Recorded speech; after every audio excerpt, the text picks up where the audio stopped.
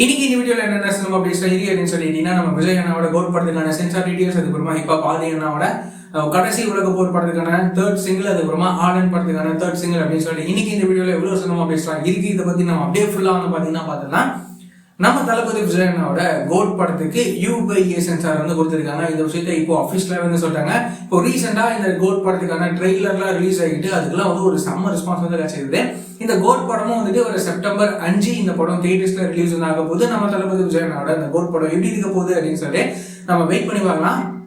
அதுக்கப்புறமா நம்ம ஹிப்ஹாப் ஆதி அண்ணா இருக்கார்ல, இவரோட டைரக்ஷன்ல இவரே ஹீரோவா நடிச்சு இவரே ப்ரொடியூஸ் பண்ணி இவரே மியூசிக் கம்போஸ் பண்ணி உருவாக்குற படம் தான் வந்துட்டு கடைசி உலக போர். இந்த படத்துக்கான தேர்ட் சிங்கிள் ரிலீஸ் வந்து பண்ண போறாங்க. என்னைக்கு அப்படின்னு சொல்லிக்கிட்டீங்கன்னா நாளைக்கு ஆகஸ்ட் 22 சாயங்காலம் 6 மணிக்கு இந்த படத்துல இருந்து தேர்ட் சிங்கிளான உனக்காக அப்படின்னு சொல்லி இந்த பாட்டை ரிலீஸ் பண்ண போறாங்க. நம்ம ஹிப்ஹாப் ஆதி அண்ணாவோட மியூசிக்ல இந்த பாட்டு எப்படி இருக்க போகுது அப்படின்னு சொல்லி நம்ம வெயிட் பண்ணி கேட்கலாம்.